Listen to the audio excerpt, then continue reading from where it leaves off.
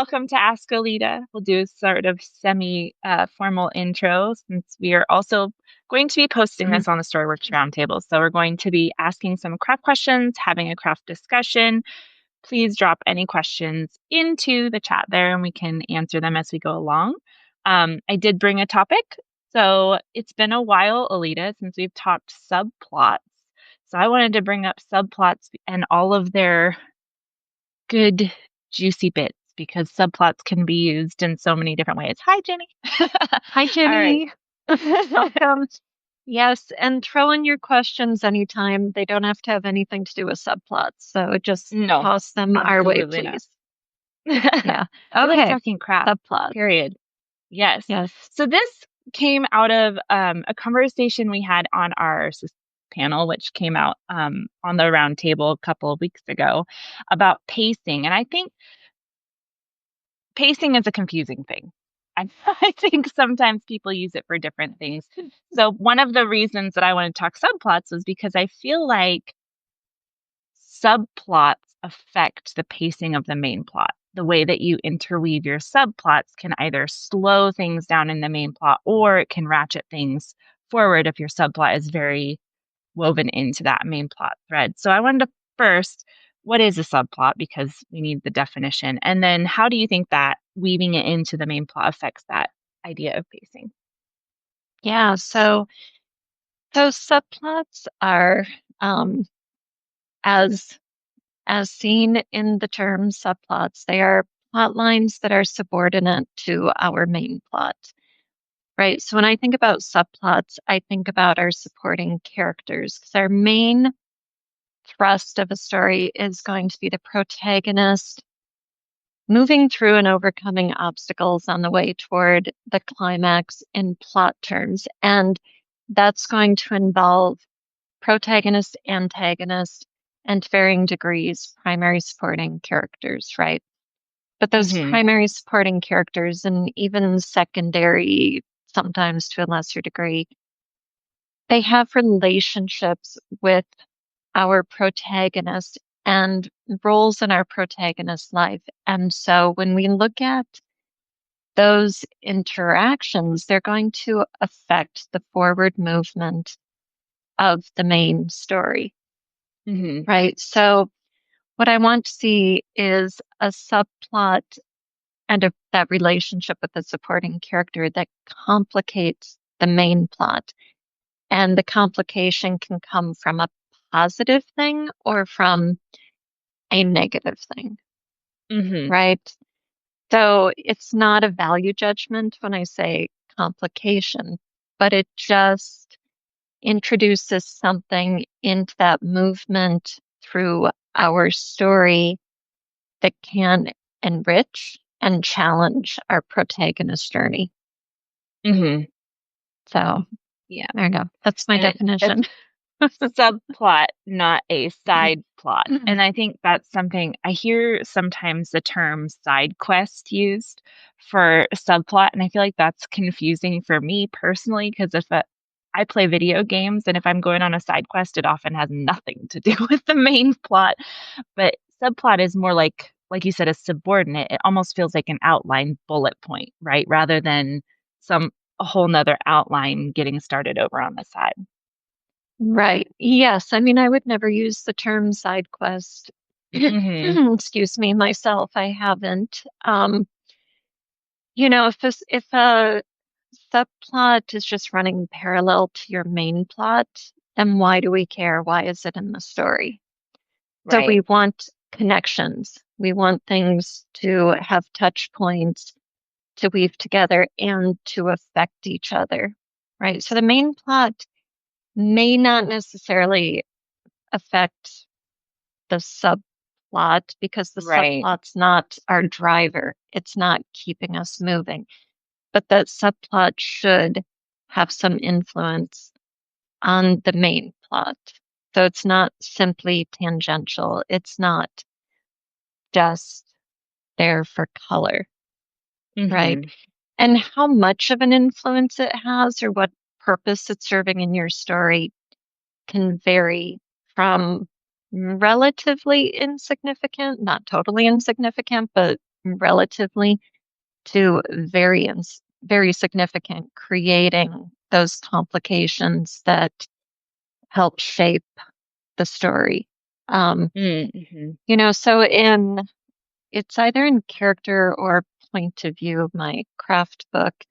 Um, the writer Judy K. Walker, who was one of my editing clients, let me use some excerpts from her work to illustrate points. And it's a great example of what we're talking about. She had one of her mysteries, Sydney, the protagonist, I believe her name is Sydney, had this passage in the middle of doing like work. So she was a PI. She had to go to like the county and go through evidence documents and do research. And she's basically sitting at a table reading documents, trying to find out information about, pertinent to her case. And that was all that was happening in the scene. So I had a conversation with Judy about subplots. What else is going on in Sydney's life? And how can we bring it to bear on this movement through the main plot, which was necessary, right? The PI had to do this legwork, had to get this information to move the story forward, so it could not be cut. But it was Mm-hmm. dull.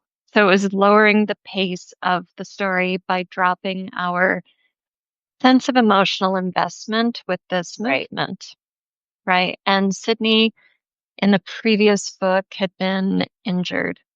And in this book, she was dealing with some of that aftermath, some of that trauma. So, Judy and I had this conversation, and what she wound up doing was bringing some of Sydney's trauma, kind of a PTSD response, into this scene where she's looking at documents through, whatever triggers, whatever worked for Mm-hmm. her story, right? And Judy was kind enough to let me use a couple of excerpts and talk about this process in my craft book. But you can see how even something you think, okay, well, that's backstory, but it's not backstory if she's dealing with it, right? Then it's Right. subplot. How is Sydney dealing with her trauma, which now comes to bear on the main plot, and then connecting this to that issue of pacing in that middle where we've got a movement that is low stakes but necessary, using that subplot, even though there wasn't a supporting character in this particular scene, using that subplot helped drive the story forward and keep the reader invested. Yeah. And I think that is a place where subplots really shine is that act two, right? Because you can have all sorts of problems in act two with maintaining, like we've talked about soggy middle before on the podcast, all those things, but it gives you these extra tools, right? So what kind of problems other than maybe soggy middle, which we've talked about at length, can subplots help with act two? Or can they create other problems in Act Two that maybe you wouldn't have had if you didn't have as many or as bloated of a subplot? Well, you just used the word bloated, so too much of a good thing, maybe, Yeah. right? If you're spreading your characters thin, if you've got too many supporting characters and you're trying to get them all on the page, then that can bog down your story's momentum, just like that kind of low stakes movement can. And in that situation, I would look for characters who can be combined, supporting characters who are not primary, and you want them to serve one purpose briefly in your main plot, right? Through whatever interaction with your protagonist. Mush a couple of characters together, get someone off the page, or find another way to create that effect that you're going for in your storyline. So, yeah, too much of a good thing. I think another reason we like subplots, that connection with supporting characters, is it shows our protagonist as a person, as more than just the doer of the main plot.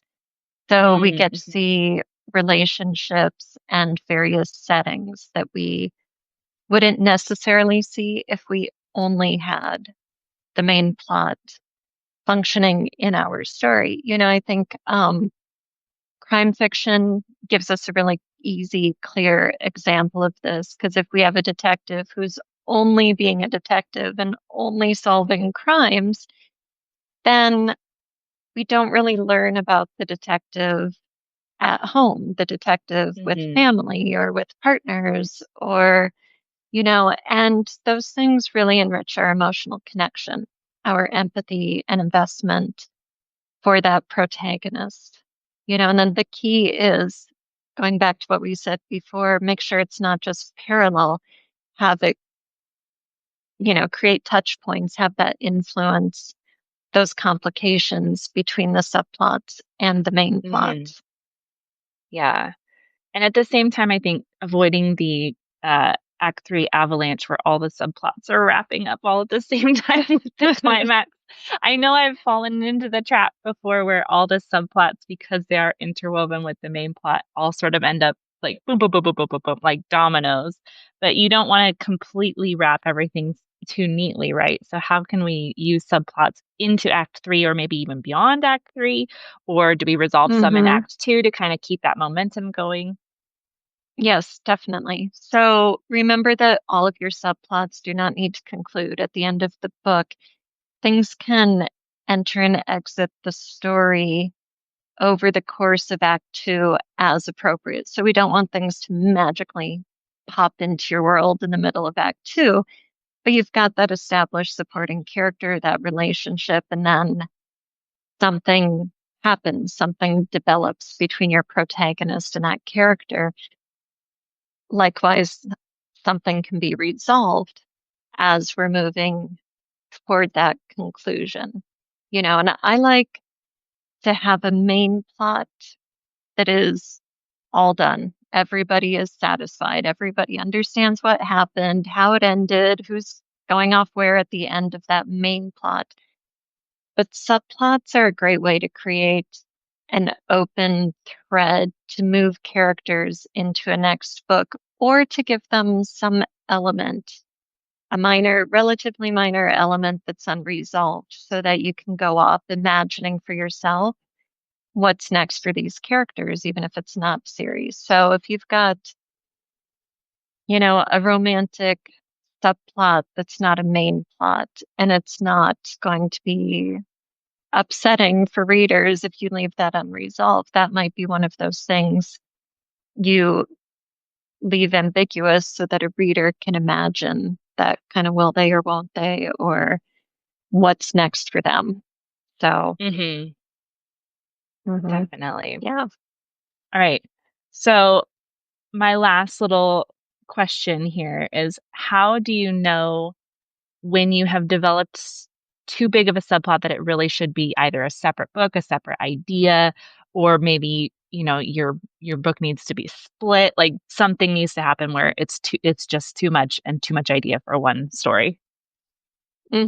Well, if your book is hitting 200,000 words, you've got way too much happening. If you feel like you're splitting your attention and struggling to do justice to your storylines, if you feel like one of your subplots is in competition for Mm, your main plot, for your protagonist's time and energy, if you're kind of fighting to keep things in their proper proportions, then hmm. it might be a matter of just figure out what your story is really about. Get Right. clear on the story you want to tell and what those drivers are, whether it's plot, character, or theme driven. And then once you identify your main driver, put those other elements in their proper relationship to the main one so that they are supporting it, right? Not parallel, but feeding into enriching and complicating that journey. Perfect. One thing that we haven't touched on that you said 200,000 words, and it just triggered my mind about this is Okay. this is why, like, partly I think this is why I personally struggle with major epic fantasies when they have multiple point of view with multiple really huge plot lines, and I struggle to maybe get into one or the other, and then now I've got like 6 threads that I'm supposed to be holding in my hands. And I know it works for some people, but that's one where I would say it's hard to have all of these subplots that are all fighting each other for dominance in my emotions and my empathy and who am I supposed to care about here? And that's a struggle that I definitely have with some of those bigger books. So that's where, splitting them out or really identifying your story like you're talking about would help me as a reader, Hmm. to really sympathize with that main plot. Right. Yeah. We've been thinking in terms of plot, but it applies to your characters as well. If you've got, five point of view characters, why? How is each Mhm. one serving your story in a unique way that none of the other characters can? And is their personal storyline and point of view so compelling Yeah. that it earns that position in your story and that you don't have to consider whether or not readers are going to be tempted to skip one character's or three characters chapters and really just focus in one place. It is tough to create completely distinct point of view characters in one world and make them all equally emotionally engaging for your readers, right? You are making, you are, quintupling in the case of five, quintupling your workload as an author. So I would think hard about it. And maybe you're in that epic fantasy subgenre, and that's the way to go. But then the onus is on you as the author to, tell a tight, well crafted narrative all the same. Yeah, definitely. Awesome. Hmm. Well, thank you. Yeah, sure. Yes, Anything else and we need to hello, cover while we're Shelley. here? Yeah. I don't think so. I just wanted to give one last chance. If someone has a question, wants to pop it in to the chat, feel free to do so. Um, we're Catherine comes prepared to throw questions at me, but really, if any of you have a question, that takes precedence. So definitely show up with your questions in hand and throw them in the chat. So Yeah, or even just conversation starters. You want to hear Alida talk about something. Just throw yes, it in there. yeah, Doesn't true have to be to a it. perfectly articulated question. Right. But And yeah. I'll just add while we're here, I just planned out the schedule for the Novel Journey year-long coaching group Mhm. for 2026. So we will start in February. We're doing trimesters. So we'll have January, I think it's July, no, June, January, June, and December off with lots of room around holidays and things so that it's not stressful. But going through that novel writing journey together in a small cohort with a mentoring coach, with an accountability partner, with some workshopping opportunities, and getting your questions answered every single time we meet. That's what it's Yeah. all about. So I'm still updating my website. The page is live, but it's still needs some tweaking. But you can find the schedule at wordessential.com. Perfect. So, mhm. Do Yeah. subplots have to do a specific job, like deal with the internal character journey or deepen theme? So I would say yes and no. You know, um, your subplot shouldn't exist just for the sake of existing, right? Like, if it's going to influence your main plot, then it has a purpose that is connected to your main storyline, whether it's plot, character, or theme oriented. So, you know, does it need to uh, deal with the internal character journey? Well, I mean, that's going to be happening through your character's point of view, the interiority that you give through the narrative, the way the character interacts with people, and the plot. So trying to create a subplot and assign it that duty feels forced. I would start with who are my supporting characters? What is their relationship to my protagonist? And what role, what meaning and purpose can that relationship have over the course of my main story? Right? So, yeah, that's a little bit Hmm. general. I don't know. Do I need to I expand like or that. clarify, Catherine? No, I like the question. Oh, prescriptive advice. Yeah. Yeah. Yep, At we least are not fans of prescriptive advice here. no. Yep, I always want to know the specifics of the writer's story and what your goals are. You know, what word count did you mention for Oh. specific genre? I said if you're writing 200,000 words, you might be going a little long. You might be trying to put the kitchen sink in your story.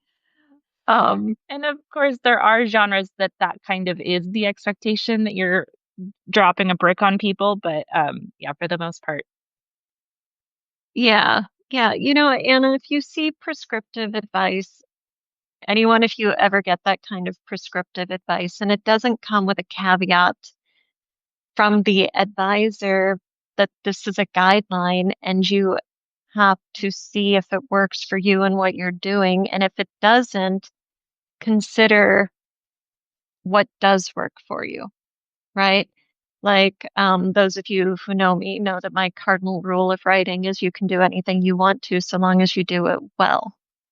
Mhm. And a lot of prescriptive advice applies to certain types of writing, certain genres, doesn't apply to everybody. It worked for someone, it works for a good number of people. It's not going to work for every story.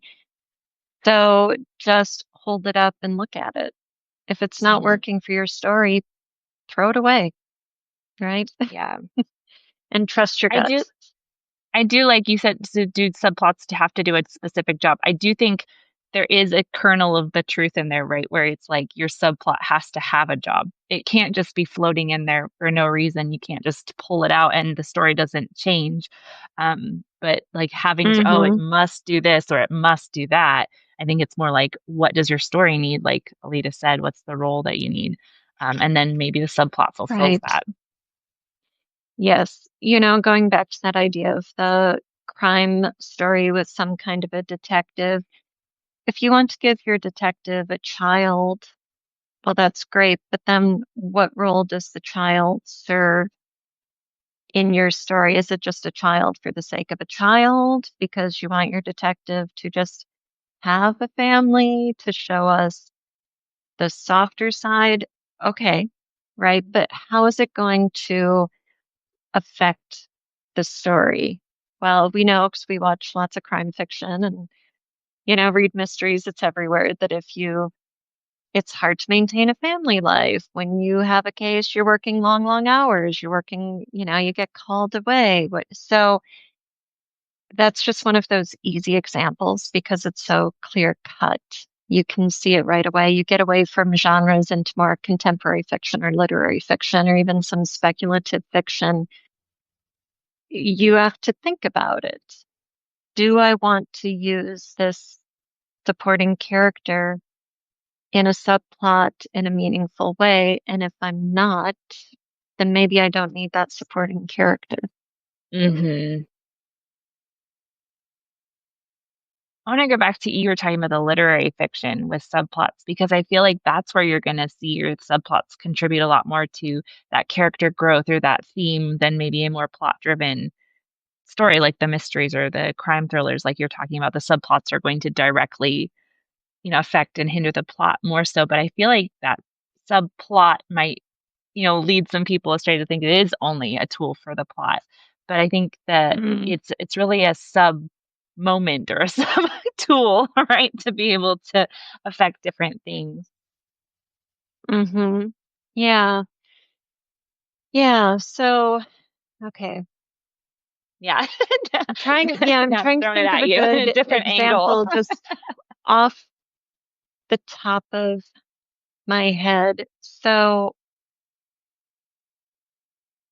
yeah, I'm just going to talk into this and we'll see if it's as productive Yeah. as I hope it will be. Um, Revolutionary Road by Richard Yates. It's a novel that I teach as my literary example, and I use the first act in my right grade openings workshop. So I'm familiar. I'm very familiar with Revolutionary Road. So we'll see if it's a good illustration here. So we've got literary fiction, a young couple, two kids living in the suburbs, and the story is theme driven. It's about the question of whether or not we sacrifice too much by settling for the status quo instead of pursuing our dreams. So the main plot is will they or won't they leave the suburbs and go live a more exciting, adventurous life? Now, there's a supporting character who is this middle-aged woman who's a realtor. It's mid-century America, so it's late 1950s, by the way. So she sold them their house and she keeps turning up and like giving them plants and they don't really like her, but they have to be polite to her and they don't know why she's there, right? But she's giving them a plant and she seems to want something, but they don't know what. Now, if that just happened for local color, it would be disposable. But over the course of the book, this realtor um, comes up in conversation. There's gossip about her adult son who was out in California and now he's back, but he's in like the funny farm. And, then the realtor, she comes back in the couple's life and she ends up getting a dinner invitation for her husband, and their adult son, and things happen, right? So, as the writer, we'd be asking, why do I need the realtor in the story? What does she want? She doesn't just want, I'm not going to put her in the story just for local color. Okay, so then if she's going to have a subplot, what is the purpose of it? Well, something is motivating her presence. She's coming to them. She wants connection. Why? What's going on in her life? Well, she's got the son who's really struggling, and she thinks the Wheelers are a nice young couple, and maybe they would hit it off with her son, and maybe they would help him get connected, right? But she doesn't know that the Wheelers look down on her and gossip, you know? So you start moving deeper into the story and developing the way this secondary supporting character's role in my main character's lives has meaning and how it can come to a head, Hmm. right? And then what that exposes for the reader. Think of narrative exposition. So EX words, expose, expand, explain, expound, all of those kind of EX words. That's what we're doing with our narrative. And when we think of these supporting characters and our subplots, what are they going to expose, expand, expound? And so in this theme-driven literary fiction, when this situation with these minor characters kind of blows up, it is absolutely connected to the theme of settling for the status quo or living your dream. And this realtor's son went off and tried to become somebody, and it went sideways, and he wound up back home in his parents' house and then institutionalized. So it's this Hmm. like, whoa, look what happens when it goes wrong kind of illustration through this subplot, right? Right. And because of that dinner, it comes right into the Wheeler's living room. So we've got lots of touch points through this story as it advances, even though Hmm. the realtor herself is a very minor character. So, and I hope that was No, yeah, beneficial. because And it directly affects their main plot in that their decision making to leave. right? Because they now have this example and put in front of them, but it's a very thematic example, therefore it's doing double duty. I love that. Hmm. Yes.